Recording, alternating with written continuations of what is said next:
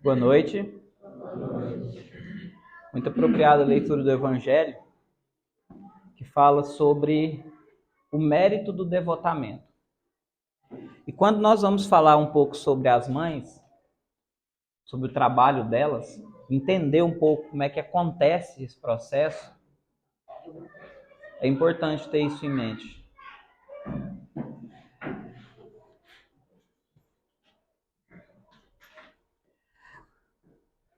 O nosso diálogo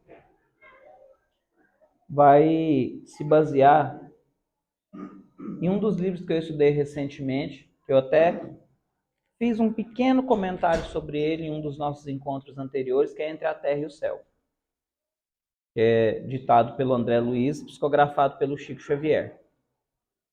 E esse livro, embora eu tenha utilizado ele brevemente na relação de amar os vossos inimigos, que foi uma das últimas palestras que nós tivemos, ele tem diversos capítulos dele voltados a um processo de reencarnação de um espírito através de duas mães, que nós iremos falar delas aqui agora. Quando nós pensamos na enormidade das renúncias que as mães fazem para nos conceder a oportunidade, fica até um pouquinho difícil falar sobre as mães. É quase tão difícil quanto falar sobre Jesus. E o próprio André Luiz traz as palavras do Clarence em um dos capítulos dessa obra, que diz que há um aspecto divino ainda oculto a nós na maternidade. Que algo acontece de mistério dentro do processo de maternidade, em que uma mulher gera um corpo físico para a reencarnação de um espírito. Porque se nós pararmos para pensar no quão forte o quão profunda é essa ligação, realmente não tem ainda uma explicação totalmente clara. Nós vamos falar um pouco sobre esses aspectos hoje. Mas o próprio André Luiz já fala, olha, existe um aspecto que ainda é secreto na maternidade para nós aqui na Terra. E não há demérito em relação aos pais. Daqui 2 meses a gente conversa, né? Será o Dia dos Pais. Mas quando a gente lê o Evangelho segundo o Espiritismo e olha a vida à nossa volta, nós percebemos o quão sagrado e fundamental é o papel das mães. Pois uma mulher, ela pode conceber um filho sem ao mesmo conhecer o pai. Hoje existem diversos institutos, né, especializados em reprodução humana, em que uma mulher pode ir lá escolher o sêmen de um doador, segundo suas características físicas, fecundar um óvulo seu e dar à luz a uma criança, sem ao menos ter visto esse pai um dia. Entretanto, a nós, os pais, não é possível fazer uma proeza dessa, não é mesmo? Nós não podemos gerar a vida. A nossa contribuição na geração da vida é diminuta.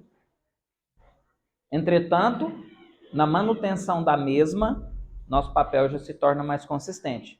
Quando não abdicamos dessa missão tão importante e deixamos pesar sobre os ombros das mães a responsabilidade de educar os filhos sozinhos. Então, a nossa história começa falando sobre o Amaro. O Amaro é um pai muito dedicado, né? E ele, há um tempo atrás, numa encarnação dele, a época da Guerra do Paraguai, ele se envolveu com uma mulher que, na atualidade da obra, se chama Zulmira, e ele prometeu para ela, sabe aqueles rapazes que iludem as moças?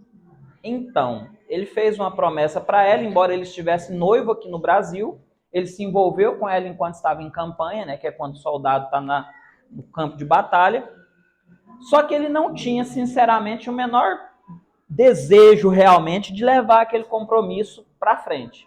Mas ele estava lá mesmo, vou iludir a moça. E aí acabou se separando com as transferências das tropas e ele volta para o Brasil. Esquece desse compromisso. E ela, depois de rodar bastante lá atrás dele, ela consegue localizar ele aqui no Rio de Janeiro. E assim, quando ela percebe que ele já está casado, que ele já constituiu família, ela se sente muito, muito, muito chateada mesmo, e a gente entende, né? E aí ela se entrega a bebida, prostituição, e um dia que ela está muito alterada, ela acaba sendo atropelada pela própria carruagem dele. Ela é atropelada pelos cavalos e é morta. E aí vai para a erraticidade e inicia-se esse processo de perseguição. Então, o erro básico do Amaro foi esse, foi iludir essa moça. De não ter a firmeza de caráter que nós homens devemos ter ao nos responsabilizarmos pelo sentimento de alguém. Tem a música, não tem, Zé, que fala assim, responsável tu és pelo que cativar. Olha para vocês verem aí, ó. A música parece uma coisa inocente, né? Responsável tu és pelo que cativar. Então, quando você pensar em se envolver com alguém, pense na responsabilidade de se cativar o sentimento de alguém. Isso vale para os jovens também. Porque muitos jovens às vezes pensam que, não, só vou ficar. Não, só não vai dar nada, não. Só na balada, só uma vez. Olha, gente, a partir do momento que há o emaranhamento magnético entre os dois, essa ligação fica por muito tempo. E dependendo da postura com que um lida com o sentimento do outro, nós temos a receita de uma tragédia. E isso, nós estamos falando desse caso do Amaro, porque tem diversas outras obras que falam das raias da loucura por conta do sentimento. Uma das obras que eu estudei recentemente fala que o rapaz iludiu a moça, ela não aceitou o término desse relacionamento, ele era casado, ela foi, colocou veneno na caixa d'água dele e matou a mulher e 4 crianças. Entendem? Por quê? Porque ele foi leviano no afeto dele. Quando nós lidamos com outro ser humano, é importante a gente entender que a gente não sabe como é o emocional dessa pessoa. E a gente precisa tratá-la com respeito, com sinceridade, tanto os homens quanto as mulheres. Para que a gente evite se envolver em situações tão drásticas, sem as quais nós poderíamos ter uma caminhada evolutiva bem mais leve. Temos a Odila. A Odila foi a noiva no primeiro casamento. Alguém com quem o Amaro realmente tem um compromisso espiritual. E ela, de certa forma, não tinha muita coisa a ver, porque ela não tomou conhecimento dessa situação. Ela reencarna, eles reencarnam juntos, se casam, têm 2 filhos, o Júlio e a Evelina. E ela desencarna em função de uma doença ainda jovem, uma mulher jovem. Eu imagino ali que pela narrativa, dos seus 27, dos seus 35, ali, que ele fala que ela estava na flor da idade. Então, a flor da idade para a gente hoje, né? E aí ela desencarna. E o que acontece? O Amaro, vendo o lar sem a presença materna, ele contrai segundas núpcias com a Zulmira, acreditando que ele vai conseguir o amparo e a proteção para o lar, a figura de uma mãe. Era isso que ele buscava. Entretanto, a nossa irmã tinha débitos espirituais graves, lembram? Ela tinha umas questões a resolver com ele. E ela, profundamente enciumada do afeto que ele dedicava aos filhos do primeiro casamento, e olha só o problema é quem está em segundo relacionamento, ela não aceitava o afeto que ele devotava aos filhos do primeiro casamento, especialmente ao menino. Ela tinha muito ciúme da atenção que o marido dedicava ao filho caçula da primeira união. E ela, então, num processo de fraqueza moral, passa a desejar a morte desse garoto, né? Mas, vou continuar que já está aqui, ó. E aí o que acontece? Um domingo, como raramente acontecia, eles vão à praia, porque parece que a história se passa na cidade do Rio de Janeiro. E ela, já nutrindo esses pensamentos de se ver livre da criança há algum tempo, facilita-lhe o afogamento. O menino está indo no mar, né, brincando, se encantando com as conchas, e ela vai, meu filho, vai, não tem problema não, dá nada não, vai. Vai. E aí, quando ele chega mais no fundo, vem uma onda, o colhe. Leva ele ao fundo. Quando ele vai ao fundo, que ele grita por socorro, ela vira as costas e sai. E aí depois que ela percebe que ele já se afogou mesmo, aí ela começa a gritar por socorro. Quando o pai chega, vê aquela situação, vocês imaginam o desespero, porque ele era muito afeito a esse espírito. Na época da Guerra do Paraguai, eles foram muito amigos, eles já eram amigos. Sabe aquele amigo-irmão? Quem que tem amigo-irmão? Eu tenho. Sabe aquele amigo-irmão assim, que é igual irmão mesmo assim? Aqui que você fala assim, caramba, se eu tiver de madrugada aqui, na pior, precisar de um socorro qualquer, eu posso ligar aqui. Se for humanamente possível, ele ou ela vem me socorrer. Eles eram assim. E aí o Júlio reencarna como filho dele. E a Zulmira, infelizmente, tem essa fraqueza moral. E culmina com a morte da criança. E aí nós temos o Júlio. O Júlio é o personagem principal, aquele que reencarnará por 2 vezes durante a nossa conversa. Brincadeira, ele não vai reencarnar 2 vezes enquanto eu estou contando aqui, gente. Ele reencarna 2 vezes na história que eu vou contar. O que aconteceu? O Júlio se desiludiu amorosamente lá na Guerra do Paraguai e após um processo de trai daqui, trai dali, rouba a mulher de um, rouba a mulher de outro, aquelas confusões que quase não acontecem, ele, ao se desiludir, ele decide tirar a própria vida. E aí ele ingere uma grande quantidade de uma substância ácida. Não fala o que é, né? Na tentativa de extirpar a sua própria vida. Só que ele não consegue. Os colegas de tropa conseguem salvar a vida dele. Entretanto, ele desenvolve uma grande lesão na garganta, né? E a partir daí, ele não pode voltar, ele não fica mais com uma condição perfeita de saúde. Então, ele fica meio encostado ali junto com a tropa. E os colegas sempre vigiando, porque está sempre bebendo, sempre tentando tirar a própria vida. Até que um dia, está todo mundo ali fazendo uma comemoração, ele aproveita a distração dos colegas e se joga nas águas do Rio Paraguai e realmente consegue extirpar a sua própria vida na segunda tentativa. Esse irmão é o menino que reencarnou, o Júlio, né? Na época lá ele tinha outro nome, eu mantive o nome para que a gente possa entender esse processo. E aí, depois que a Odila desencarna, que é a primeira esposa, ela desencarna na juventude, deixando o filho pequeno, marido jovem. A hora que ela vê que o marido interessou por outra, casou com outra, vocês acham que ela ficou de boa? Só que não, né? Aí o que ela vai fazer? Permaneceu em seu lar terrestre após a desencarnação. Entregue ao desequilíbrio e aos ciúmes. Ela ficava tentando atingir a Zulmira. Só que a Zulmira tinha uma defesa natural porque ela não tinha nada pesando na sua consciência. Até a morte do Júlio. A partir do momento ali, do instante, no livro fala, a partir do instante que ela olha lá, que ela vê o garoto morto, ela fala assim, meu Deus do céu, o que eu fiz? A outra já chega e, agora você é minha. Agora nós duas vamos conversar. E aí esse processo de obsessão dura algum tempo, né? Até que a Evelina, que é a filha mais velha, que é uma criatura muito especial, faz uma prece muito, muito, muito sentida, pedindo para a mãe dela que proteja ela, que proteja o lar. A mãe está ali, em processo de obsessão com a madrasta. A mãe nem percebe essa prece. Entretanto, é o que eles explicam que é uma oração refratária.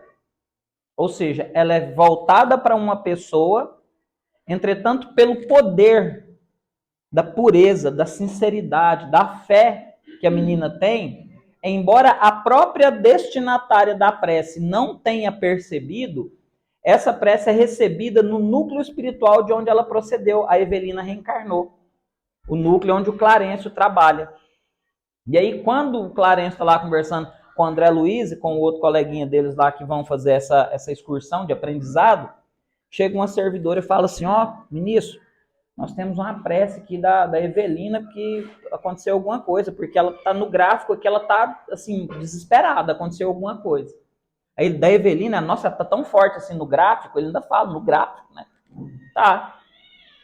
Aí eles vão partir em auxílio dessa menina. Mas especialmente neste momento, eu queria fazer um exercício com vocês. O que eu vou pedir? Quem aqui tem uma situação que tem dificuldade de perdoar? Levanta a mão se tiver alguém. Tá? Quem aqui sofreu uma ofensa na vida que não conseguiu esquecer ainda? Eu não quero saber se é com mãe, com ninguém. Sabe aquela situação que dói muito? Sabe? Quero que você pense nela. Tá bom? Para nós fazermos um exercício. Por quê? É preciso nós entendermos como que funciona a manipulação de cargas emocionais. O que são cargas emocionais? São as energias que nós temos dentro de um determinado estado emocional. Nós podemos ficar alegres, tristes, não podemos? Com raiva, com mágoa, com rancor, não podemos? Quando a gente fala da energia da carga emocional, é aquela coisa que a gente sente lá dentro tomando conta de nós. Entende? É preciso a gente aprender a virar, modificar esse estado emocional. E tem um exercício que a gente pode fazer para isso. O que eu vou pedir para vocês? Que vocês, quem desejar, pode fechar os olhos, peça a proteção do anjo da guarda de vocês e se lembre exatamente de como você sentiu quando você recebeu essa ofensa. E se dê o direito de sentir essa dor. Sinta a presença dessa energia dentro de você, pois essa energia fala de algo que machucou você, de uma necessidade não satisfeita. E eu gostaria que você se concentrasse bastante nessa energia, se tornando bastante consciente dela. E que quando você começar a ouvir a música que eu vou colocar, que você continue conectado a essa situação, mas que agora, ouvindo a música que irá tocar aqui, você possa perceber a mudança do estado emocional. E quando essa outra energia começar a se avizinhar de você, você vai pegá-la, como quem pega um copo com água suja, e vai pegar essa energia e vai colocando lá dentro. E vai permitindo que essa energia limpa, essa água limpa, que está chegando através dessa música, vá transformando aquele estado emocional que te deixava desconfortável num estado emocional de perdão. Isso, se concentrando nesse estado, ouça essa música.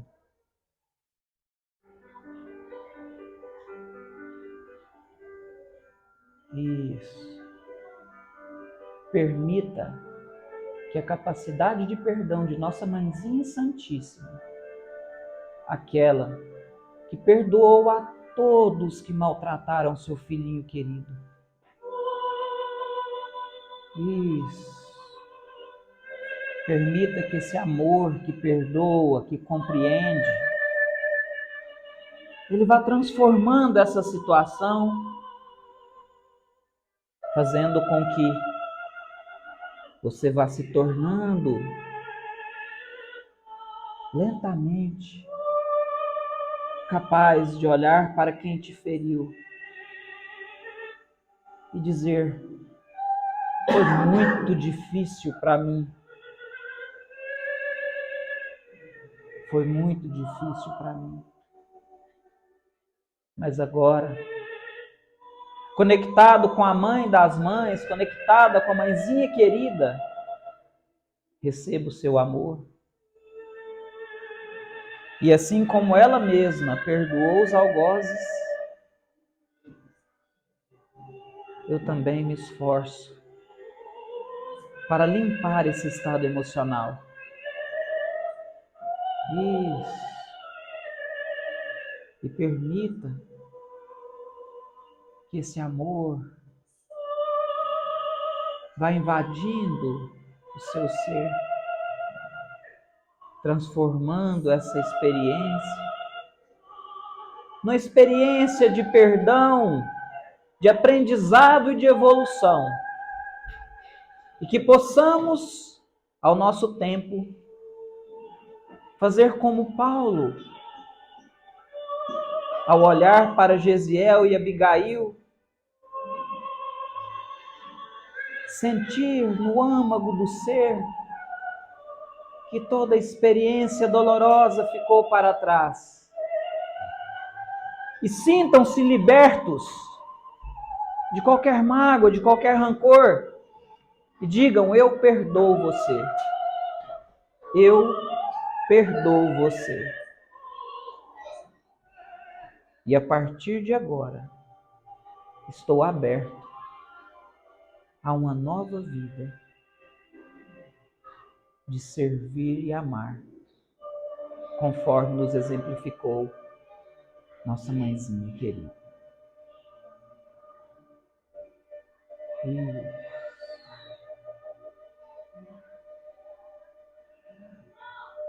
Muito bem.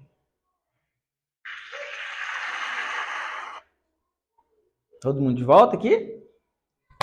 Então, bora continuar.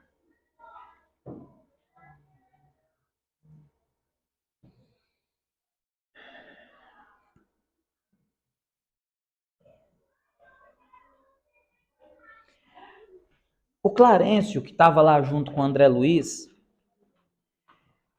ele recebe a sugestão dos meninos, né? De falar assim: não, vamos lá, vamos conversar, né? Com essa irmã que está obsediando a outra, vamos lá resolver. Vamos lá tirar ela. Vamos tirar ela de lá? Porque, ó, como é que pode isso? Ela ficar perseguindo a outra, porque eles não sabiam da história ainda. Não pode perseguir. Como é que faz judia com a outra desse jeito aí? Aí o Clarencio fala assim: não, peraí. Vocês precisam entender o que está acontecendo. Aí quando ele conta para eles o que aconteceu, eles já ficam sem saber o que fazer. Eles percebem que ele não tem alguém certo ou errado. Tem almas feridas, machucadas. Num processo de educação, num processo de lapidação, que aquelas almas, tal qual os diamantes durante o processo de lapidação, se encontram sob o guante da navalha, lapidando as suas imperfeições. Sabemos nós que Jesus disse que o amor cobre a multidão de pecados. Agora, quando falhamos em amar, em reparar os nossos débitos através do amor, Deus se utiliza da presença da dor como derradeira ferramenta para o nosso despertar espiritual. Se nós aceitamos a presença dela e entendemos que ela está ali para garantir um mínimo de aprendizado, se nós colocássemos na linguagem acadêmica de hoje, quando a dor chega, nós já estamos de recuperação. É só para não tomar bomba. Mas o ideal mesmo seria que a gente tivesse estudado, sido proativos e agidos através do amor. Mas a gente já não fez o que devia na hora que devia. Aí Deus manda a dor, fala assim: ó, meu filho, vou te dar uma recuperação aí, que é uma segunda chance, para você não tomar bomba e ter que voltar nessa reencarnação aí. E, mano, agora, se nós nos revoltamos com essa ferramenta divina, e nós fazemos aquela pergunta: por que, meu Deus? Por que comigo? Eu não mereço. Isso se chama revolta. E a revolta põe a perder praticamente toda a nossa experiência. Porque ela não só é a negação do compromisso que nós assumimos no plano espiritual antes de reencarnar, como é também a insubordinação à lei de Deus que preside todos os destinos do universo. E eu sempre digo, nós podemos tentar arduamente arrumar alguma desculpa, fazer algum processo de relativização, mas as leis divinas não fazem curva. Elas são eternas e imutáveis. Então não adianta a gente querer se justificar. Ah, mas foi assim, foi por isso. Na nossa consciência está gravado o que é certo e o que é errado. Nós podemos até nos esforçarmos para silenciar a nossa consciência. E por vezes nós até conseguimos viciá-la através da nossa vontade adoecida. Porque a nossa consciência fala, não vá por aí, não faça isso. A gente olha para ela e fala assim, mas eu quero tanto. Por quê? Vocês acreditam que a gente contrai débitos espirituais com facilidade? Vocês acham que é fácil a gente cometer um erro? Vamos parar para pensar. Quando a gente está no caminho, assim, que a gente decide ir para o caminho errado, não tem uma vozinha na consciência que fala assim, ó, vai dar ruim. O que a gente faz com ela? Quieta. Aí a gente começa a ir na direção errada, o anjo da guarda chega e fala assim, meu filho, não vai não, você quer saber não, ó, fica na sua aí. Aí acontece uma coisa para te segurar, quando você não está indo na direção errada, você sai da frente. E vai continuando. E vão vindo avisos. Vão vindo avisos. E nós vamos persistindo. É por isso que tanto o processo de adoecimento quanto o processo de cura são gradativos e levam tempo. Agora, o problema é que quando a gente está errando, geralmente é gostoso. Há algum ganho nisso. Você fala assim, nossa, é gostoso? A pessoa gosta, porque quer. Vocês concordam que se fosse uma coisa muito desagradável, 99% das pessoas não ia querer fazer? Então, ela considera aquilo bom sobre algum aspecto. Lhe é agradável na sua inferioridade moral. Agora, quando a gente começa a mudar, com a graça de Deus, que a gente vai se evangelizando, se moralizando, aí a gente quer melhorar rápido. Quando a gente desperta a consciência, você fala assim, nossa, é ruim demais esse trem aqui. Nossa, eu quero me livrar disso aqui depressa. Aí a lei da vida fala assim, ó, quanto tempo você gastou para poder destruir a sua história espiritual? Quantos anos você persistiu no erro? Foram muitos. Então, meu querido, tu vai ter que ralar para voltar para o caminho do bem. Porque da mesma forma que construíste o teu adoecimento, construirás a tua saúde. Através do esforço persistente da vontade ativa. Por isso que a gente sempre diz aqui, e no tratamento, em todas as casas espíritas, água fluidificada, passe magnético, reunião pública, curso de espiritualização do ser, trabalho mediúnico, conteúdo edificante, boas companhias. Será que nós fazemos? Será? Porque é um processo de desintoxicação. E entendam, é preciso ter o olhar correto para o nosso passado espiritual. Pois os nossos instintos, cujos reminiscentes nós devemos combater em nós, o egoísmo, o orgulho, são remanescentes dos instintos que preservaram a nossa espécie e as espécies às quais nós já pertencemos. Quando nós nos irritamos, quando outra pessoa tenta macular o nosso ninho doméstico, tanto um homem dá em cima da mulher, quanto a mulher dá em cima do seu marido, nós sentimos uma certa fúria. E isso fala sobre o desrespeito, sobre a invasão. Só que vocês acham que isso é de agora? Não. Esse instinto, essa reminiscência que você tem, é a mesma que o leão que está lá na savana africana sente quando outro macho tenta entrar no seu território. Ele fala assim, o que você quer aqui? E nós, alguns milhões de anos depois, ainda temos esse remanescente. O nosso desafio é de transformá-lo de acordo com a época em que nós vivemos.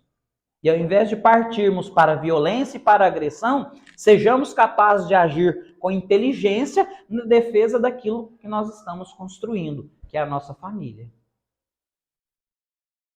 Então não é um ataque de destruição aos remanescentes desses instintos, é um convite de sublimação deles, de transformá-los de acordo com a nossa condição psíquica e espiritual. E por que eu estou explicando isso? Para que a gente olhe de forma correta a história desses nossos irmãos e irmãs que nós estamos usando para refletir sobre o papel das mães. Para que a gente não julgue o comportamento da nossa irmã, que cedendo a instintos, a remanescentes de mágoas, de ferimentos de outras épocas, age com negligência com relação àquela criança. Entretanto, o André Luiz vira para o Clarencio e fala assim: Clarencio, mas me conta uma coisa. Perante a lei, a nossa irmã é culpada da morte do menino? Aí o Clarencio fala assim: então, André, não. A gente fala assim: oi? Não. Por quê? E ele é um suicida que tentou por 2 vezes tirar a própria vida. Então está na programação espiritual dele que ele irá desencarnar 2 vezes na primeira infância para aprender a dar valor na vida. Então ele iria se afogar de qualquer jeito. Entretanto, a imprevidência da nossa irmã ao negligenciar os cuidados fê-la devedor da primeira mãe, que entrou em processo de perseguição pela fraqueza moral dela. E aqui eu falo para vocês, sabe? Quando a gente está numa situação difícil, sabe? A gente fala sobre isso. Quando a gente está numa situação difícil, parece que aquilo não vai passar nunca. O mais difícil da dor na nossa vida é porque quando a gente está sentindo ela, é muito ruim. E parece que o tempo passa muito devagar. Gente, se você estiver num hospital sentindo dor, parece que assim, aquilo dura a eternidade. Se você estiver numa boa companhia, bebendo água fluidificada, escutando música boa, o tempo passa assim, ó. Fala sério, gente, o tempo que a gente passa aqui na chácara, passa ou não passa muito rápido? O povo não quer ir embora, não é, dona Sirene? A gente fica ali, ó, esse a gente fala assim, nossa, quando a gente fala, nossa, 11 horas, 11h30, nossa, eu preciso ir, porque eu vou chegar à tarde em Goiânia, nossa, mas tá tão bom aqui, já é, tá hora. Agora, quando a gente está numa situação desconfortável, o tempo passa muito devagar. Quando a gente está com dor, quando a gente está sofrendo, gente, a gente tem que ter muita firmeza. Porque parece que não passa nunca. E a nossa irmã sucumbiu. E tantos sucumbem assim, ó. Quando falta, como dizia minha sogra, um beicinho de uma purga fiote para acabar. Sabe? Aí você pensa, um beicinho de uma purga fiote. O tamanhozinho que é. Falta só um pouquinho para acabar o nosso sofrimento e a gente vai e fraqueja. Então, o que acontece? Quando você estiver numa situação de dificuldade, olha para cima. Olha para cima. Fala assim, Pai do céu, mas tá difícil. Mas eu não desisto. O que for para eu pagar, o Senhor pode botar na conta que eu vou pagar. Só que assim, Deus, eu sei que o Senhor é perfeito e que isso que está acontecendo na minha vida, embora eu não seja agradável na maioria das vezes, eu sei que vai contribuir para o meu bem-estar. Então, Pai, eu aceito. Eu vou chorar lágrimas de sangue. Eu vou dobrar o joelho e bater o joelho no chão. Eu vou. Vai sangrar o lombo como sangrou Jesus. Mas eu vou passar por essa experiência e eu vou sair dela vencedor. Porque eu não vim para a terra para deixar as coisas pela metade.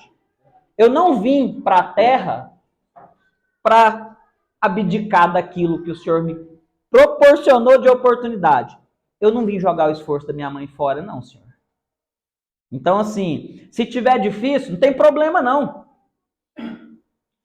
Se não der para ir andando, eu vou de joelho. Se não der para ir de joelho, eu vou me arrastando. E se não der para ir de jeito nenhum, aí eu te chamo, Pai, falo para você me pôr no seu colo e me levar até lá. Mas eu não vou ficar pelo caminho. Fazer igual o desenho, quem já viu o desenho das larvas que passa na Netflix? Elas não têm braço nem perna, é as larvas, né? Aí elas arrastam com a língua. Eu falo assim, se não der para jeito nenhum, eu vou arrastar com a língua, Pai, mas eu vou chegar onde eu quero. Eu não vou ficar pelo caminho. Porque conforme nós vamos ver, o trabalho de uma mãe para nos dar a oportunidade, cara, É muito extenuante. Quem aqui já teve gravidez? Eu tô levantando a mão para estimular, tá, gente? Eu não tive, não. Né? Ia ficar meio estranho. Quem aqui? Levanta a mão comigo, as mulheres que tiveram filho. E aí, a gestação é um processo simples, confortável? É? Agora vamos ver o testado de loucura. Quem engravidou mais de uma vez? Ah, parabéns! Vocês são corajosos. Parabéns, meninas. É muito interessante. Vocês sabiam que existe um mecanismo maravilhoso na mulher, que é vocês esquecem a dor do parto? Sabia disso? Isso é uma pesquisa científica. A mulher, logo depois, ela vai esquecendo e se anima a ter mais filhos. Graças a Deus, senão eu não estava aqui, porque eu sou o terceiro. Né? Você é a segunda, né? Pensa. Gente, que maravilha, não é? Você é qual, Rosa? A última, a quarta, olha aí. Nossa, mas então sua mãe é raçuda. Foi logo duas de uma vez. Aí é forte. Fala pra Dona Maria! Oi! Aí, como é que chamava sua mãe? Palmas pra Dona Sebastiana, ó. Se tiver aí com a agenda do plano espiritual, Dona Sebastiana, ó, a hora que a senhora reencarnar de novo, se não tiver reencarnado, não precisa ter 11 não, mas se só tiver uns 3 ou 4 pra vir mais gente boa, é bom, viu? Porque os povos hoje em dia não tá... Eu lá de casa sou a 13ª, nós somos 12. Como é que é o nome da mamãe? Lucinda. Dona Lucinda, palmas pra senhora, ó. 13ª. Ó, eu vou falar uma coisa pra vocês. A irmã mais velha da vida com 88 anos. Lúcida. Chão, hein? É chão. 13 filhos é chão, gente.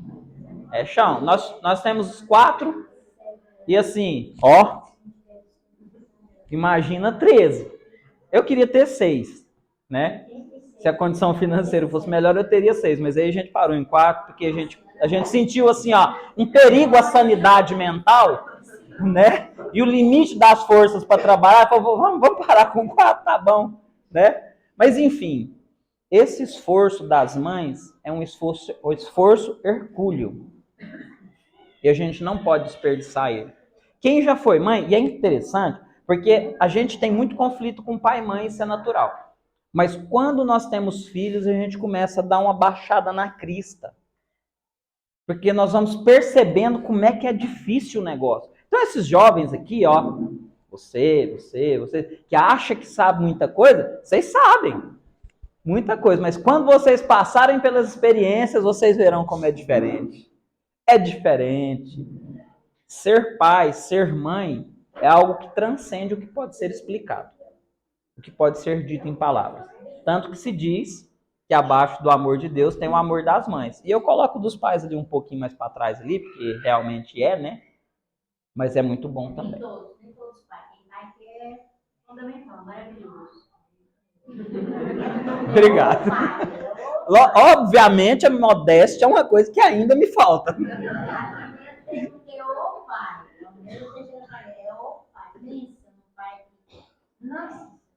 Gente, eu falo uma coisa para vocês.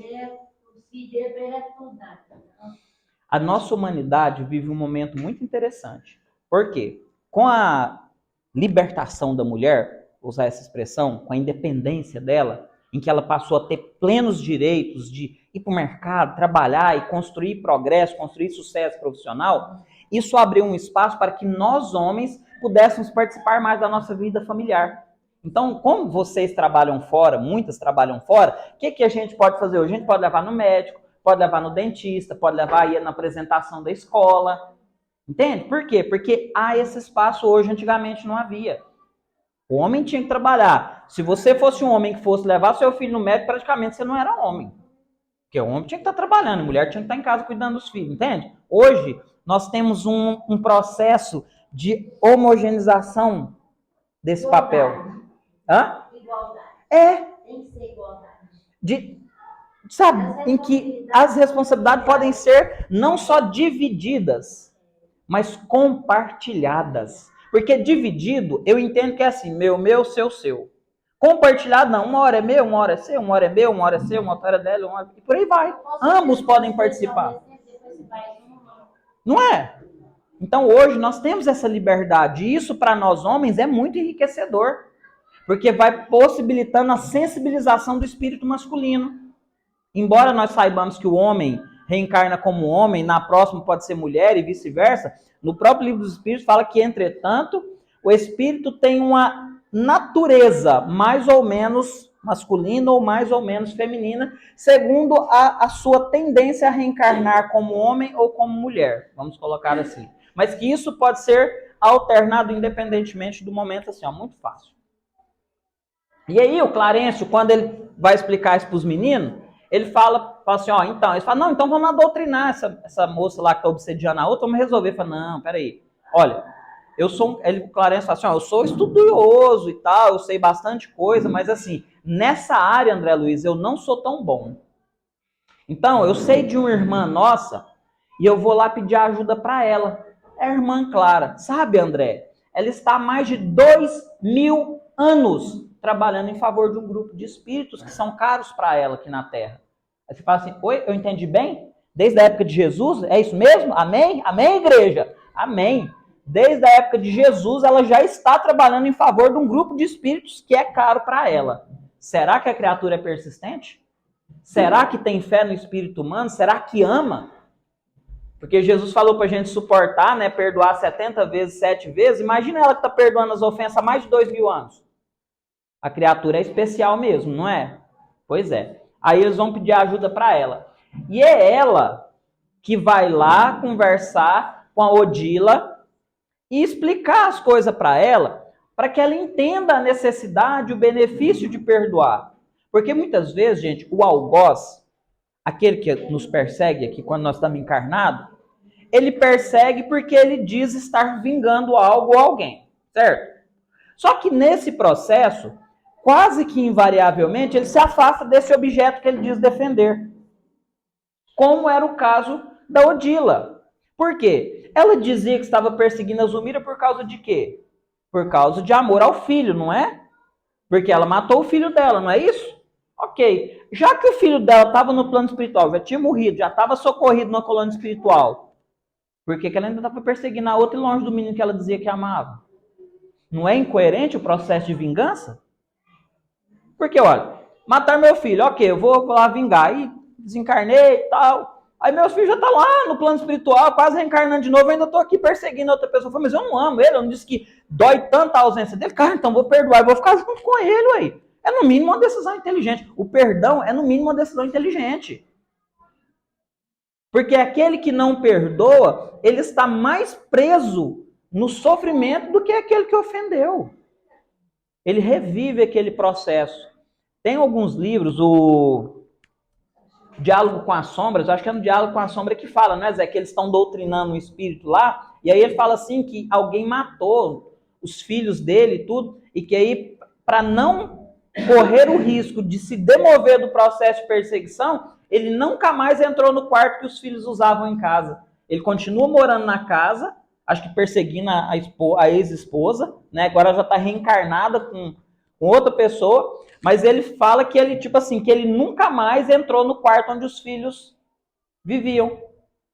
Por quê? Ele sentia na alma dele que se ele entrasse e lembrasse dos filhos, ele desistiria do processo de perseguição. Então ele se mantinha propositalmente afastado dos filhos para que tivesse forças de perseguir aquela que foi sua esposa no pretérito.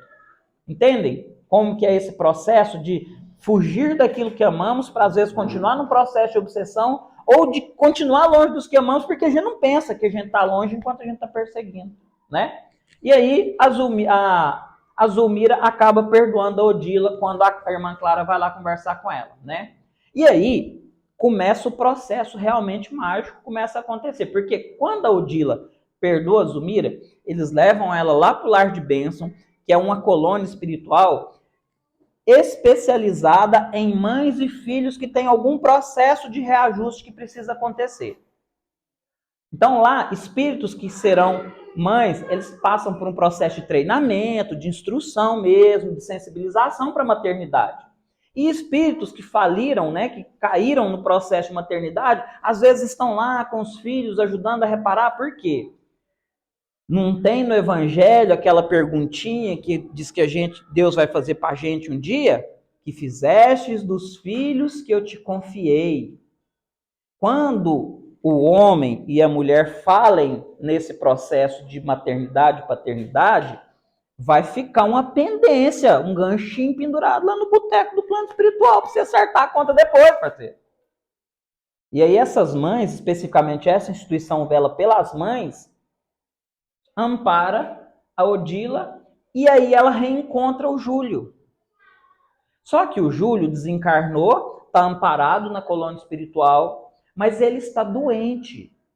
Ele teve que ser confinado num quarto separado das outras crianças, porque ele tinha crises e ficava gritando horrorosamente por causa da dor na garganta, provocada pelas 2 tentativas de suicídio. Entende? Então ele sofria muito. E aí, a Odila, vendo o sofrimento dele, vai em vários lugares procurando auxílio para o filho e ela recebe uma instrução unânime.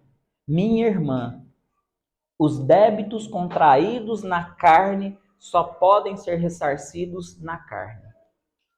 Seu filho só poderá voltar à normalidade quando ele reencarnar, porque o corpo físico funciona como um supressor dessa ferida espiritual. Ele vai curar, através do corpo físico, a ferida espiritual. Aí você fala assim, peraí, então, Declar, deixa eu ver se eu entendi. Então, as nossas doenças, elas servem para curar o nosso espírito? Exato. E o Júlio só poderia ser curado através da reencarnação. Bom, só que sim, vocês concordam comigo que para Odila ia demorar, né? Ela ainda tem que ficar uns 30 anos lá no plano espiritual, se preparando, que é um prazo assim, quase que mínimo de média para o espírito reencarnar, 30, 40, 50 anos entre uma existência e a outra. Se ela fosse reencarnar, mas vamos considerar assim que ela engravidasse jovem, 15 anos, o menino ia ficar lá sofrendo pelo menos mais uns 45, 50 anos. Não dava para esperar. Dava para manter uma pessoa que você ama 50 anos sofrendo ali? Não dá, né? Qual que era o jeito mais rápido de resolver a situação? Adivinha? Convidar a segunda esposa para receber o menino como filho. E aí, a espiritualidade pega a Zulmira, que é a segunda esposa, que já está melhor, porque já tirou a obsessora de cima dela, então ela já deu uma ribadinha, mas ela ainda está lá deprimida na cama, desanimada. Aí o Clarence fala assim, ó, meninos, nós vamos ter que ir lá para trazer ela aqui no Lar da Bênção, para ela encontrar com a Odila e para ela ver o Júlio, para ela dar uma animada. Muito, gente. Vocês imaginam você lembrar de uma coisa tão terrível dessa? Que você virou as costas e deixou uma criança afogar? De propósito? Era muito difícil para ela. E assim, quase que saber que o menino tinha que morrer afogado mesmo não alivia muita coisa, não. Eu acho que não aliviaria muito para mim, não. Faço, não, mas tinha que morrer. Mas fala, mas não adianta não. Eu podia ter feito diferente. Eu podia não ter escolhido não ter nada com essa porqueira aí, não. Né? Fazer o certo. Mas aí eu fiz o errado, agora eu tenho que dar um jeito. Aí, elas convidam a Zulmira para aceitar o menino como filho. A Zulmira ficou muito feliz. Falou assim, agora sim. Agora eu vou poder ficar em paz, porque eu vou restituir ao menino a vida cuja minha negligência tirou. E eu vou receber ele como filho, mas eu vou cuidar dele com tanto amor, que eu vou grudar nele assim e não vou soltar nunca mais. Sabe? Aquelas mães que grudam nos meninos assim e não soltam nunca mais. Pois é, vou ser daquele jeitinho. Só que o Júlio só tinha desencarnado uma vez. Ainda faltava mais um. Exato. Aí o menino reencarna, né? E ó, interessante, a ex-obsessora passa então a ser protetora do lar. Ela pede autorização da espiritualidade. Quando a Zulmira aceita, ela passa a velar pela gravidez dela e pelo ambiente do lar, protegendo a segunda esposa, o filho, a filha e o marido, para ficar tudo jóia. E aí, inicia-se um processo de formação do novo corpo físico do Júlio. E é aqui que a mágica começa, que nós vamos começar a entender motivo dessa ligação entre mãe e filhos ser tão intensa e tão profunda? Porque é um mecanismo que eles explicam nessa obra que faz a reencarnação do Segismundo. Sabe a reencarnação do Segismundo? Faz aquilo lá parecer ensinamento do do infantil 2.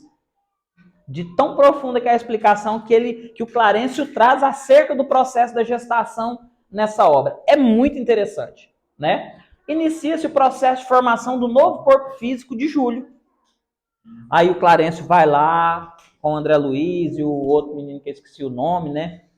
Vai lá, o casal acaba de namorar, tal, aí o Clarencio fica lá de fora esperando, aí a hora que eles, né, viu que deu um tempinho ali, o Clarencio põe a carinha lá na porta do pai e fala, não, agora a gente pode entrar. Aí entra e entrega o Júlio em espírito, adormecido, para a Zulmira, sob os cuidados do Odilo. É muito bela a cena. Gente, quem quiser ler o livro, ouvir o audiolivro, depois eu posto lá no grupo se vocês quiserem. Tem ele, leitura humana no YouTube, é maravilhoso. É belíssima a cena, belíssima. Ele se esforçou muito para descrever o que ele viu, o André Luiz, né? E aí, ele faz um ponto. O André Luiz fala assim, ô Clarencio, mas é o seguinte, ó. Eu já participei de outras reencarnações, e o que eu notei de diferença? Quando a gente ia fazer essas outras reencarnações desses outros espíritos que eu acompanhei, era um processo mais complicado. Tinha um monte de gente envolvida e planejamento. Eu não vi nada de planejamento para a reencarnação desse menino aí, ué. Aí o Clarencio fala assim, não, André, é o seguinte, em função da brevidade da reencarnação e em razão de ele não ter nenhum tipo de compromisso com outras pessoas além do pai, da mãe desencarnada e ele mesmo, não há necessidade de um planejamento, até mesmo que a encarnação dele vai durar menos de 2 anos. Entre o primeiro e o segundo ano de vida, ele desencarna de novo. Então, não tem necessidade de um planejamento. Necessita de planejamento quando você tem uma vivência em comunidade, quando a sua vida vai influenciar a vida de outras pessoas. Aí falou assim, André, aí o trem é tenso, porque você vai planejar todo mundo. Tudo que vai acontecer vai ter uma viagem complexa. A dele não, é uma viagem simples. E aí, o que acontece? Eles entram, e aqui é importante, gente, porque às vezes a gente pode ficar psicado, né, preocupado com o negócio, mas como é que os espíritos vão lá fazer ligação e tal? Eu acabei de namorar, e aí os espíritos já vão chegar lá, né? Tudo bem que para eles, isso não tem a menor importância, eles não veem esse momento íntimo da forma como nós vemos, né? Mas ainda assim, para a gente ficar mais tranquilo, basta a gente lembrar de uma coisa. Existe um tempo médio, e na aula que nós tivemos lá no Segal sobre a campanha em defesa da vida lá, foi um dos palestrantes era médico, e falou assim que o processo em que o espermatozoide se desloca através do aparelho genital feminino, ele pode levar de 18 a 72 horas, até ele chegar no óvulo. Certo? Então, ou seja, eles têm tempo para fazer a ligação, não precisa de desespero, não. Acabou de namorar e já está lá fazendo a ligação. Não. Até o espermatozoide chegar perto do off, ó, vai tempo, porque o bicho é petitinho e o espaço para ele é grande. Então, leva um tempo. E aí eles falam assim, ó, tem um tempo, pode ficar tranquilo. E aí, depois do processo, quando há fecundação, que eles fazem a ligação do perispírito do Júlio à célula ovo, eles voltam lá depois de uns dias, cerca de uma semana, e eles começam a perceber, falam assim, nossa, que interessante. O menino estava tipo como se ele fosse uma trepadeira pregado no corpo da mãe ali, sabe? O reencarnante. Ele estava bem colado nela mesmo assim. Só que ele desaparecia, ele estava ficando meio transparente. Sabe aquele filme de fantasminha que o bichinho fica meio transparente? Ele fala assim que olhava assim, via que ele estava ficando meio transparente. Eu falo, pô, e aí, cara, como é que esse negócio? O menino está ficando transparente, está desaparecendo? O que é isso aí? Eu falo assim, André, é um processo que acontece. Aí ele vai descrever o processo. E é muito top. Aí eu coloquei, ó, pra você ver, eu gostei da figurinha bacaninha, ó. Porque é um processo de miniaturização, gente. Então aqui, ó, se o seu reencarnante tiver esse aspecto aqui, ele vai diminuindo até desaparecer. No ventre materno. Entende por que a gente não pode ver o que acontece o tempo todo? A gente vai ficar muito assombrado com o negócio. Eu busquei essa imagem com um velhinho com cordão umbilical, se aparece de velhinho pititinho. É o processo de miniaturização do perispírito. Aí ele fala o seguinte, ó, o perispírito do reencarnante, ligado ao centro genésico feminino, experimenta a ação de forte corrente magnética.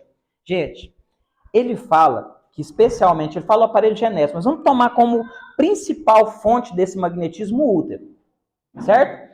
Ele fala que o útero atua como um poderoso ímã que atrai o perispírito do reencarnante para junto de si. E que é ele que conduz o processo de miniaturização. O próprio útero da mulher faz isso. Vai condensando. E aí ele vai explicar como. Ele fala assim, ó, assim, sob efeito de forças sutis, ocorre a redução do volume através da diminuição dos espaços intermoleculares. Caraca! Dá para ter ideia do que ele está falando? Mas é o seguinte, o perispírito ainda é matéria, certo? Então, ele é composto de átomos, de moléculas. Aí ele falou o seguinte, que as moléculas, quando nós estamos nessa forma, as moléculas têm mais espaço entre uma e outra. Certo?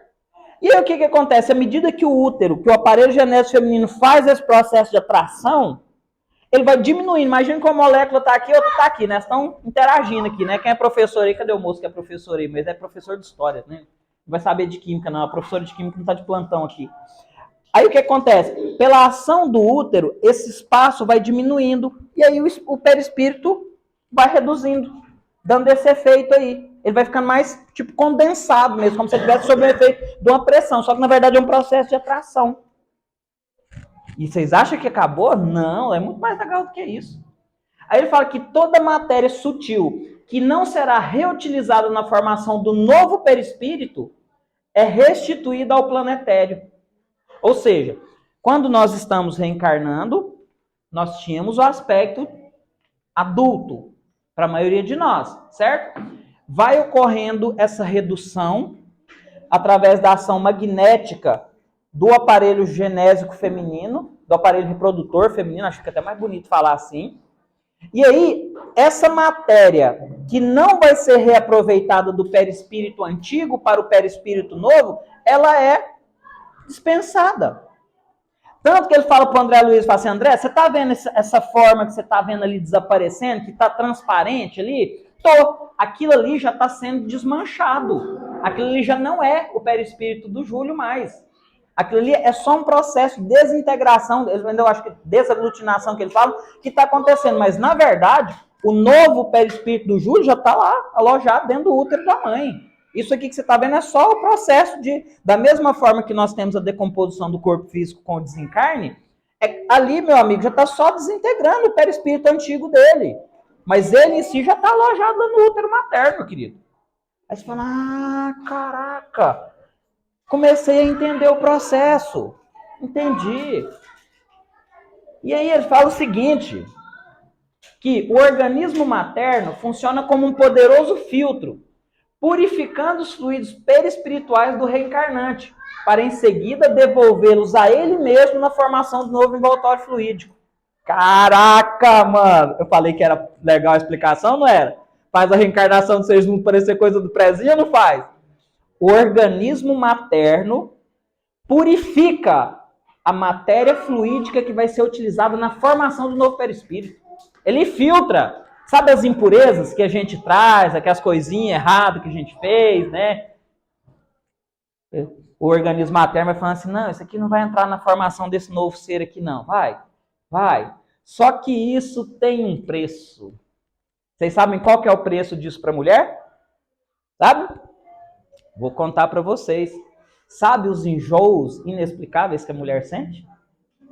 É por isso. Ele explica direito, ele fala assim, olha, como esses fluidos, primeiro, são de outro ser. Então já são fluidos estranhos para o corpo da mulher. Segundo, como a mulher funciona como um filtro, cabe a ela limpar tudo que vai ser utilizado na formação do novo ser.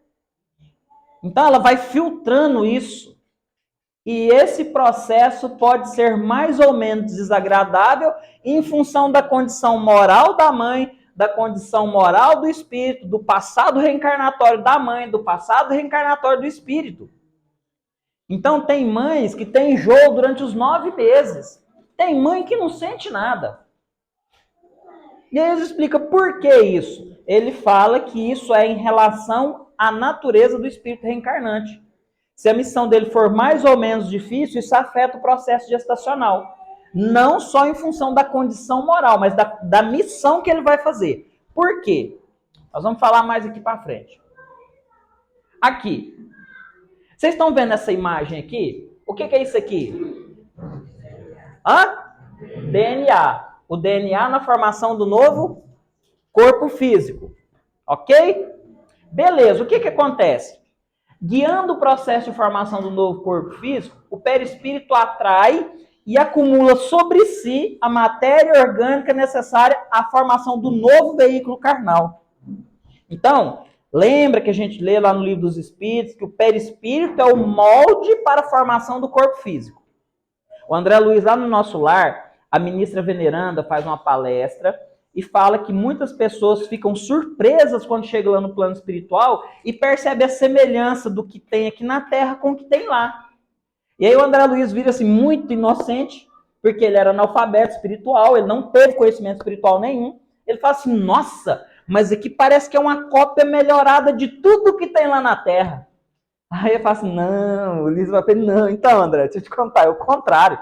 É lá que é uma cópia mal feita de tudo que tem aqui. Entende? Fala, então aí a ministra veneranda fala, então aqui é a matriz da vida, lá é só o efeito.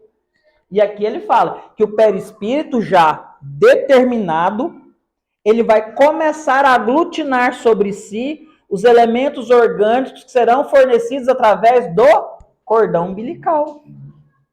Entende? Então o perispírito já está formando, o cordão umbilical vai levando os nutrientes, a formação do novo corpo físico, e o perispírito vai atraindo esses fluidos, vai pregando as moléculas uma na outra e vai formando o neném. Não é legal? Saber como é que isso acontece agora, a formação do novo corpo físico? Só que, esses dias eles me convidaram para fazer uma palestra lá na escola de formação do CEGAR, na quinta-feira. E o tema era evolução e espiritismo. E a doutrina espírita. O negócio era difícil. Estudava Darwin, mais um monte de biólogos e físicos e uns negócios, mas eu aprendi uns negócios legais. Uns geneticistas e tal. Aí o que ele fala? Que durante esse processo de formação do novo corpo físico que o reencarnante vai utilizar, a mente materna exerce, então, forte influência, sendo causa de diversas características do ser em formação. Meninas, vou contar uma coisa para vocês. Sabe aquelas raivas que vocês passam com a gente? E que aí os meninos nascem igualzinho? É? Ah, valeu! Top pra caramba! Agora vocês vão poder ensinar para as outras, falar assim, ó, quando o maridão fizer um trem que vocês não gostar, ignora. Ignora que é melhor, porque se você ficar com aquilo na cabeça, você vai dar ordem assim, ó, forma do mesmo jeito. Porque eu quero olhar lá no filho e lembrar, fazer igualzinho seu pai. Rapaz, até o jeitinho de pisar torto é igual. Ó, a gente faz a nossa parte, né? Vocês fazem a de vocês. Entenderam? Então a mente materna, e eu, apesar da brincadeira, ela conduz esse processo de formação e altera características. Por quê? Os biólogos, eles falam que não entendem muito bem o processo de multiplicação das células intrauterinas. Por quê? O DNA da mãe junta com o DNA do pai. Então, cientificamente, o filho, o novo reencarnante, né, ou a filha, tem que ser geneticamente idêntico aos dois pais. Vocês concordam comigo? Não dá para misturar dois elementos puros e você ter um terceiro. Só que aí eles falam assim, durante os biólogos se debateram durante muito tempo, falaram assim que ocorria um erro no processo de divisão celular dentro do útero. Por quê? Os biólogos falam o seguinte, que nós temos o fenótipo, que são características, se eu confundir, uma é característica genética e temos o fenótipo. Eu acho que o fenótipo é a característica normal nossa e o genótipo são coisas que são afetadas pelo meio. Por exemplo, se você... É o contrário? Obrigado. Então, como é que é? Explica aí para mim. O fenótipo... O genótipo, então, é o conteúdo do cromossomo. E o fenótipo são as pequenas modificações. Isso, então é isso, gente. Eles falam que essas pequenas modificações são erros no processo de multiplicação do DNA. Só que o que acontece? Se a gente reencarna sucessivas vezes num país muito quente, nós temos a tendência de diminuição dos pelos, de diminuição da gordura corporal e diversas outras coisas, porque nós não precisamos de nos adaptar para sobreviver no frio extremo. Entretanto, se nós pegarmos as características físicas, morfológicas de um indivíduo originário de outra região do globo, que o clima seja muito diferente, embora ele seja um DNA quase idêntico ao nosso, ele não é igual. Ele tem características, ele tem mais pelo, entende? Ele tem mais gordura no corpo para se proteger do frio. E até nas espécies animais, e o André Luiz pergunta isso para ele, até nas espécies animais essa modificação acontece. Tanto que nós temos cães de pelo longo, que na verdade são cabelos, né? Quando é longo é cabelo, e quando é pelo é curtinho. Se a gente pega um husky siberiano e um cachorro que é de uma região natural, de uma região quente do globo, eles têm características diferentes, não tem? Essas características, essas pequenas modificações no DNA, que a ciência considerava um erro, o André Luiz vem explicar para a gente aqui, e nessa outra obra que eu li, da Evolução e a Doutrina Espírita, que se é residual, é efeito da ação da mente materna, da ação da mente do reencarnante e, aqui fala da formação, aqui, da intervenção dos espíritos construtores, que têm a permissão de alterar geneticamente o material que o reencarnante está recebendo. E aí a gente volta lá no nosso lar, que eu falo que o nosso lar é uma bíblia, né? Ele tem de tudo da doutrina espírita, é só a gente estudar ele. Quando a dona Laura, a mãe do Ulisses, vai reencarnar, o ministro, não sei se é o Benevenuto, está conversando com ela, ela fala assim, ministro, mas eu estou muito preocupada, vou reencarnar, vou esquecer tudo e tal. Ele fala assim, não, minha irmã, mas você não preocupa não, você trabalhou, você tem milhares de horas aí no Ministério do Auxílio, e cuidando das crianças, e fazendo as coisas, não, você não precisa ficar preocupada não. Ela fala, não, mas o que acontece? Só por garantia, eu usei parte dos meus bônus horas para que os espíritos construtores garantam que eu não esteja inteiramente submetido à lei de hereditariedade. Eu não quero que nenhum processo de desequilíbrio orgânico que esteja presente no DNA dos meus pais chegue até mim. Eu não quero que o meu corpo físico tenha nenhuma limitação por desequilíbrio dos meus pais. Aí ele fala assim, tudo bem, vai ser concedido. Os espíritos construtores vão manipular, escolher um espermatozoide assim, ó, top mesmo, e um óvulo assim, zero para você mesmo. Isso daqui é assim, ó, perfeito. Para você não ter nenhum defeitinho. Nadinha. No sangue, vai ser perfeitamente saudável. Aí eles falam dessa intervenção. É por isso que a ciência, até pouco tempo, não conseguia explicar essas pequenas variações entre o DNA dos pais e o DNA dos filhos. Que não era 100% igual à soma dos dois, que tinham pequenas variações. São essas variações que garantem o processo de evolução da espécie. É por isso que a gente evolui biologicamente enquanto espécie. E agora eu vou fazer um spoiler. Tem um dos livros do Divaldo agora, do último, desses que ele já está falando na época da pandemia e tudo, vocês pegam e lê. Ele fala assim que os espíritos que estão vindo reencarnar na Terra para ajudar e acelerar o processo de transição, estão reencarnando, olha a palavra, exclusivamente através de fertilização in vitro. Aí você fala assim, mas como assim? Por que fertilização in vitro? Pode isso, Arnaldo? Pode. É porque assim a equipe espiritual garante que não haja influência excessivamente do DNA dos pais na formação desses corpos físicos, desses espíritos que estão reencarnando como missionário. E que, nesse momento, uma outra obra dele com a Joana de Anjos fala assim, que nós estamos saindo de um gênero, não sei como é que fala, que é o homem tecnológicos para o homem noéticos.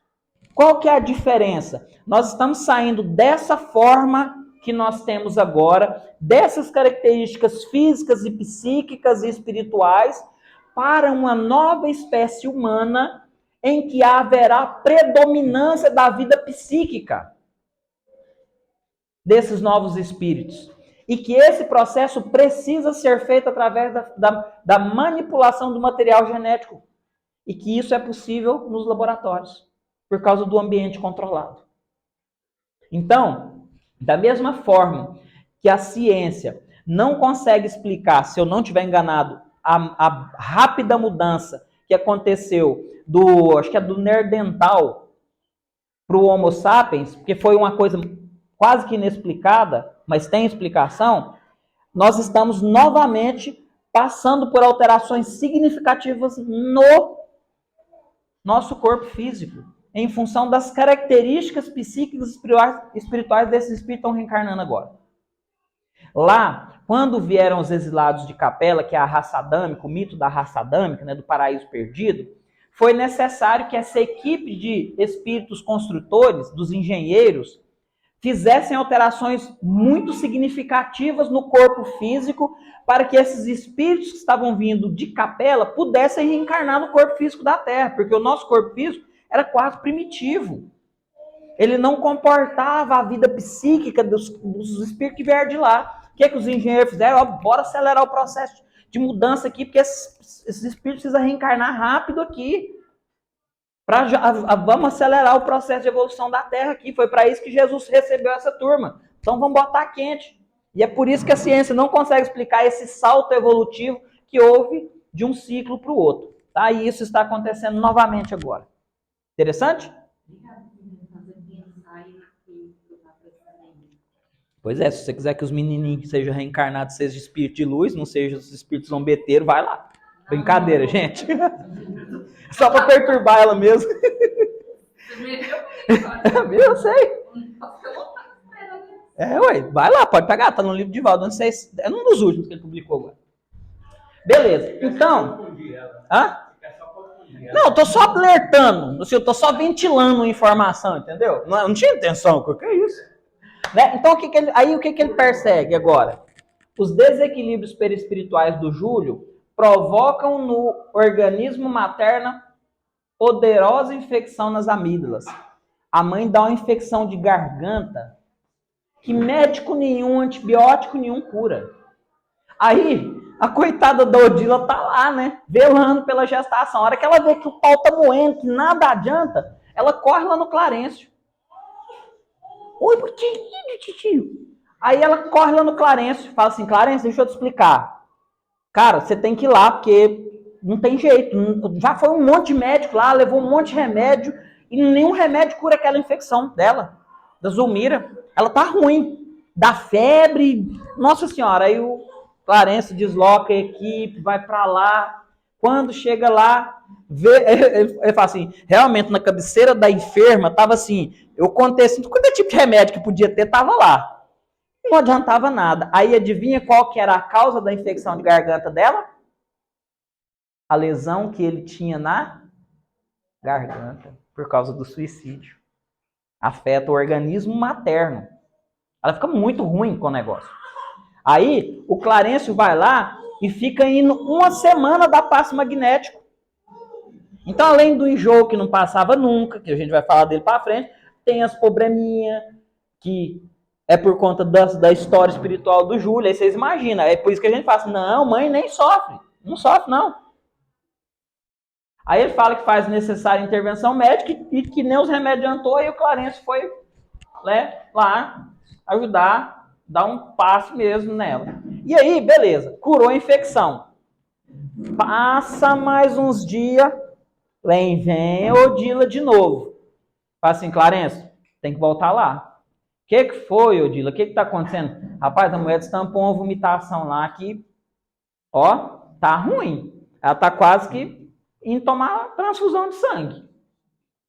Tudo que dá pra ela come. Nem água para no estômago. Já viu essa expressão? Nem água para no estômago. Tudo que põe na boca vomita. Era o quê? Os enjoos. Aí o Clarencio vai lá, mais uma semana de tratamento, dá passe, vai eliminando os fluidos. Fica uma semana dando passe, eliminando os fluidos, né, estranhos, limpando. Aí ela dá uma aprumada, o menino nasce. Ah, agora nasceu a criança. Problema resolvido? Não. Vamos lá. A criança reencarnada, e aí eles combinaram de dar nome de Júlio para ele novamente, né? Tem sua saúde frágil. Desde o seu nascimento, ele é acometido por infecções de repetição, né? Principalmente na região da garganta.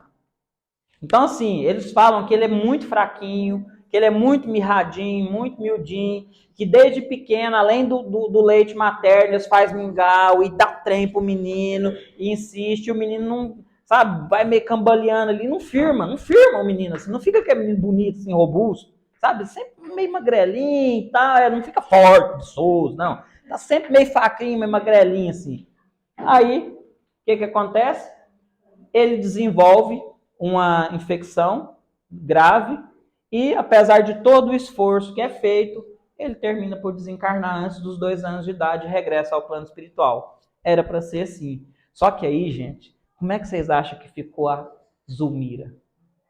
Sabe aquela mulher que virou as costas e deixou a criança morrer afogada? Pois é, o filho dela morreu agora. Aí o que vocês imaginam? O que vocês acham que aconteceu com ela? Gente, ela entrou num estado de depressão tão forte que foi preciso fazer transfusão de sangue nela. De tão ruim que ela ficou. Para não morrer, porque a espiritualidade queria que o menino reencarnasse novamente como filho dela, agora, batuta mesmo. Tem que ir lá. Aí entram outros personagens que também têm ligação com eles na Guerra do Paraguai, que eu nem citei aqui para não ficar muito extenso. Vai lá e faz uma transfusão de sangue. Ela dá uma animada, aí eles pegam novamente, leva ela no plano espiritual. Ah, beleza? Aqui. Leva ela lá para o plano espiritual. Aí ela já está amiga da Odila, né? Elas já estão amigas mesmo. A Odila já é o anjo da guarda da família. Aí quando ela chega lá, que ela vê o menino, ela fica doida. Nossa, Odila do céu, agora eu entendo a extensão do que eu fiz com você, quando eu deixei o seu filho morrer. Nossa Senhora, agora o meu morreu, eu vi que é ruim demais, meu Deus do céu. Aí a Odila vira para ela e fala assim, deixa eu te contar uma coisa. Nós temos o mesmo filho. Linda demais. Nós temos o mesmo filho, nós duas somos mãe do mesmo filho, do mesmo espírito. Nós dividimos a maternidade dessa criança. É muito bonita a cena. E diz que a Zulmira fica tão emocionada que ela fica quietinha. Diz que ela senta numa cadeirinha lá e fica pensando, agora faz sentido, entendi. Então, o Júlio, aí ela já sabe, falou assim, o Júlio desencarnou, né? Lá, agora ele reencarnou, desencarnou, afogado, agora ele desencarnou de novo por conta da infecção. Agora eu entendi. Aí ela volta para a Terra, eles esperam mais uns meses, né? Mais um tempo lá. Aí chama ela de novo, fala assim, então, agora é para valer. Agora nós vamos fazer a reencarnação completa dele. E aí eles planejam, faz tudo e ele reencarna novamente. Então, essa história que não termina aqui, porque o livro ele já dá o prelúdio da história dos filhos que vêm, dos compromissos espirituais, que aí o André Luiz fala assim, nossa, então agora pronto, acabou o sofrimento aqui, né, Clarence? Não, acabou agora. André, são ciclos, meu irmão. Esse ciclo aqui se fechou. Entretanto, os filhos que já estão se unindo em matrimônio, né, os filhos mais velhos, a Evelina, com o irmão da outra menina lá e tal, já estão com a sua programação reencarnatória organizada, enfrentarão dores, enfrentarão desafios, como é natural ao processo educativo de qualquer criatura aqui na Terra. Então, quando a gente fala sobre o trabalho das mães, e finalizando essa parte aqui, eu finalizei com essa parte do Allan Kardec, nascer, morrer, renascer ainda e progredir sempre, tal é a lei. Como seria possível que a gente fizesse isso sem auxílio das mães? Imaginem, aonde estaria a nossa mãe? Será por que as mães são tão especiais? Basta a gente pensar, aonde estaríamos nós sem a ajuda das mães? A gente não reencarnava, estava preso, cristalizado naqueles ódios lá pré-históricos, certo? Desde quando Deus criou nós reencarnou como humano a primeira vez, nós ia ficar lá. Então as mães são responsáveis porque todos nós tenhamos um processo. E aí muitas vezes o que elas recebem em troca disso? Vocês sabem? Hoje eu recebi um áudio de uma mãezinha, que eu queria até ver se eu consigo localizar, não sei se meu WhatsApp vai abrir aqui, senão... É bom que não aparece ali. Quer ver? Eu queria que vocês ouvissem. A Declara, esse menino me mata de raiva. Ele saiu ontem de casa, eu tô tentando falar com ele, não consigo. Ligo pros amigos dele, que eu sempre consigo falar com os meninos, não consigo. Assim que eu tiver uma resposta, eu te falo, tá? Aí acho que é aqui que ela fala que ele fica 2 dias fora de casa. A Declara, eu não tô em casa, eu tô tentando falar com você, que ele também não tá em casa, eu não tô conseguindo. Assim que eu conseguir falar com ele, eu te passo, viu? Ela fala, tem um, acho que eu vou botar o pra cima aqui, que ele fica fora de casa 2 dias sem ela saber onde ele tá. Adolescente. Essas meninas que é da polícia aí, ó, é preocupante um adolescente 2 dias sumido na rua e você não sabe onde ele tá? A cara da rua, eu pergunto só pras polícias. É desesperador só, né? Não é preocupante, não. É desesperador você não saber onde seu filho tá. É isso muitas vezes que as mães recebem. Vocês querem saber? Tem mais. Agora, não precisa de PowerPoint, que essas histórias eu sei de cor. Como que tá as fichinhas aí, Rosane? Vai tranquilo. Vai tranquilo? Porque ó, eu trouxe mais esse livrinho aqui, ó, e eu vou falar uma coisa para vocês. Ô Aline, se você quiser, você pergunta só quem estiver interessado na leitura dessa obra, né, que eu usei para poder fazer a palestra lá na sala das mães, das gestantes. Eu comprei ela de novo. E aí eu descobri que eu já tinha. Então, eu trouxe pra gente fazer um sorteio ali. O quê? Já ganhei, a Rosane já ganhou, desculpa. Já teve ganhador de sorteio. Já teve sorteio. Ganhei, não, ganhei. Então, assim, aí se você quiser organizar os papelzinhos ou pensar num número, cada um pensa num número, organiza o sorteio que eu trouxe esse livro pra fazer. Gente, e eu vou falar uma coisa pra vocês. Esse livro aqui é muito top. Caraca, ele fala da reencarnação de Jesus, entre outras coisas. Hã? Por quê? Como eu mais jovem da turma, tem. Não, mas vai ser para todo mundo. Não, mas dá. Que isso? Não. Apesar de não aparecer que é tão jovem, né? Ela é muito jovem. Então, pessoal, aí o que acontece? Recentemente, vamos refletir por que as mães são tão especiais. Então, além disso tudo que a gente falou, né? Eu vou passar uma música. Essa aqui, gente, essa aqui a rapaziada aqui vai gostar. Pena que meu parceiro, como é que chama o tio marido da tia Sueli? Isso, ele não tá aqui, ele ia gostar dessa. Eu tenho certeza que ele ia gostar dessa. Quer ver? Eu quero que vocês escutem. Pra vocês verem o tanto que a mãe é especial. Nós escutamos uma música clássica, não escutamos? Ave Maria. Agora nós vamos escutar uma outra música.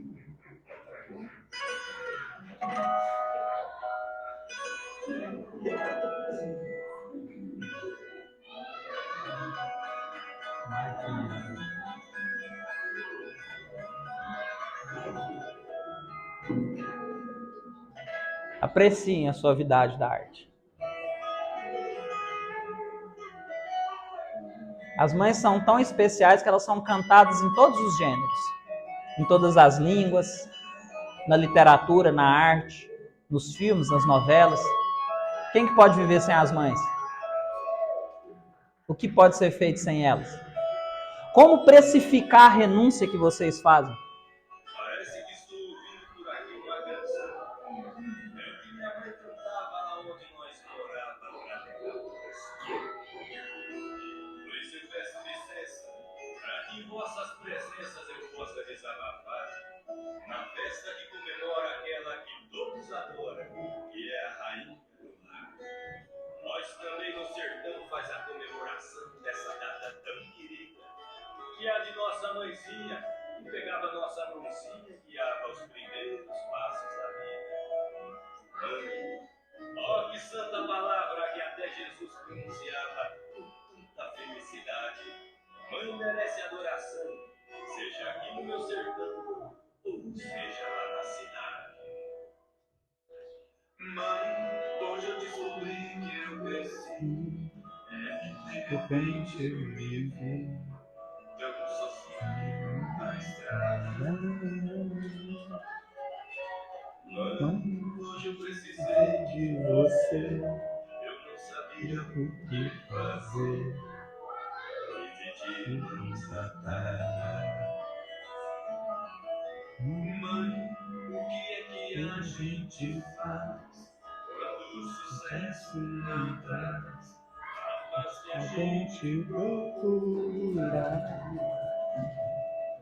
Hoje aqui sozinho eu rezei, aqui no meu cantinho eu chorei, e chorando fiz uma jura.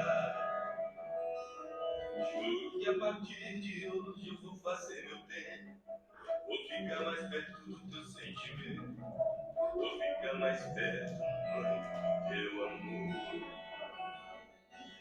Juro não deixar jamais a minha missão falar tão mais alto que meu coração. Minha riqueza, mãe, é o teu amor. Mãe, me dá teu colo, mãe. Mulher que adoro, se existo teu latir e meu respirar. Mãe, tão boa noite, e às vezes não me vem palavras pra expressar. Mãe, pra ti conjugo verbo amar. Mãe, pra ti conjugo verbo amar.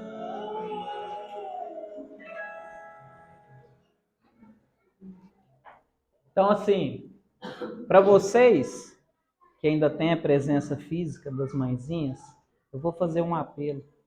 Não desperdiça a oportunidade, não. É uma ausência que não tem cura. É uma dor que nunca para. A saudade do colo da mãe é como um ciclo que se repete indefinidamente. Quantas pessoas eu puder avisar, eu aviso. Não desperdiça o colo de mãe. Não perde tempo com bobagem. Eu sei que às vezes as mães não são exatamente como a gente gostaria. Umas são bravas, outras nem tanto. Algumas são mais caladas, outras falam até espumar o canto da boca. Mas eu vou te dizer, aproveita colo de mãe. Porque eu te garanto que por onde quer que você vá, em todas as partes do mundo, você nunca vai encontrar outra igual. Para mim foi o melhor presente que eu tive na minha vida. Nossa, e como? Melhor presente. Sabe? Minha mãe tem mais de 20 anos que eu não esqueço dela. Tem saudade, eu sinto até o cheiro dela até hoje. É uma dor que não para definitivamente de doer nunca. E aqui vão alguns exemplos do porquê. Vocês viram o primeiro, né? O menino 2 dias fora de casa, a mãe desesperada caçando, cadê ele? Porque ela tá mandando arrumar o computador dele e ele nem responde para ela. O que ele quer que faz? E ela tá pagando para arrumar o computador dele. Gente, trouxa assim, só mãe. Só mãe. O moleque tá respondendo, maltratando, gritando, xingando, virando as costas, largando você falando sozinho. E a gente tá preocupado com o bem-estar da criatura. Para não dizer outro nome aqui. Gente, é só mãe. Não tem outra criatura. Costuma-se dizer, né? Pai é qualquer um que educa. Agora, mãe. Quantas vezes a gente vê nos noticiários, né? Esses tempos atrás tinha um moço aí que parece que estava andando matando um monte de gente aí, eu estava perseguindo ele no meio do mato, e ele fugindo, e entrava em chácara, saía em chácara. Adivinha quem que estava no jornal apelando para a polícia não matar ele? Para as pessoas não matarem ele? Meu filho é doente. Não mata ele, não. Pega ele, interna ele para ele receber tratamento. Não mata meu filho, não. Adivinha quem que era a única? A única que estava lá defendendo ele. Muitas vezes, quando a gente está no trabalho de doutrinação, diálogo fraterno no centro, adivinha quem que é a única criatura que faz o obsessor dobrar o joelho e falar assim, tá bom, chega, cansei. Vocês jogaram baixo. Porque fala assim, ó, pode trazer o Papa, o presidente do centro, ler o Evangelho, a Bíblia, o Corão. Na hora que você chama a mãe, aí o Espírito fala assim, não, gente, a mãe não dá não. A mãe é golpe baixo. A mãe não dá. Então, o magnetismo que existe entre a mãe e o filho, entre a mãe e a filha, ainda não é explicável para nós. Esses dias, eu atendendo uma empresa, A moça profissional tem um salário médio ali de uns... Acho que eu perguntei para ela a média salarial dela, ela falou que era em torno de 8 a 10 mil reais por mês.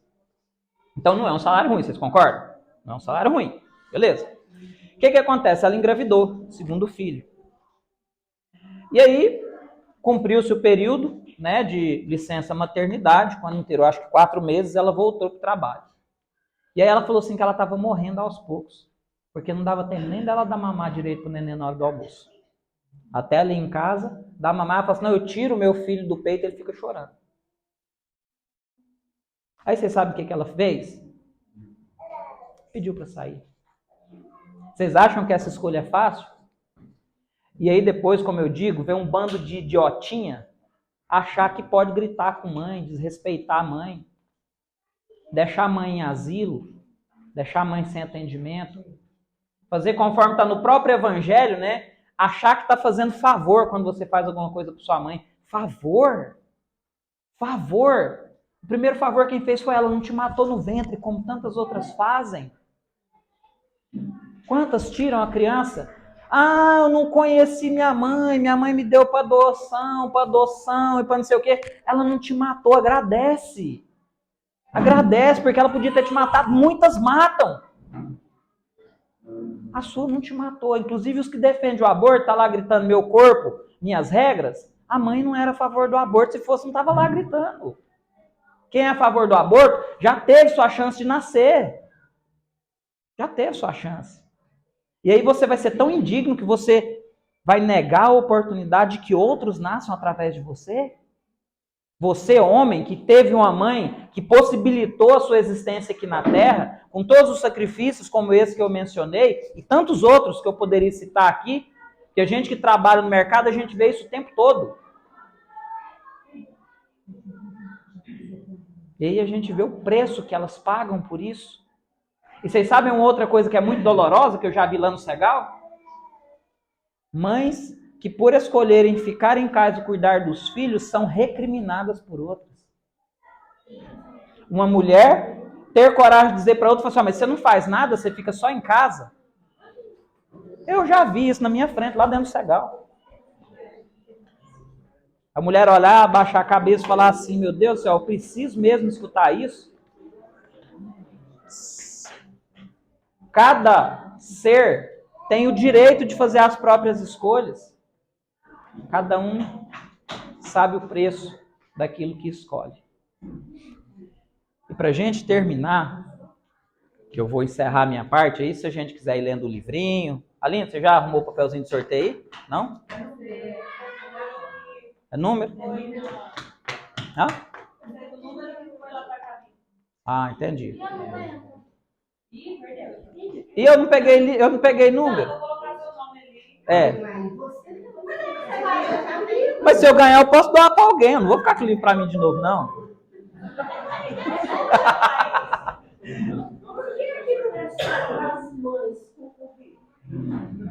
Então, quem concorda que sejam só as mães? Ou só as mulheres? Quem concorda? Dona Maria, foi mal, voto vencido, ó. A galera quer ganhar o livro, o que eu posso fazer?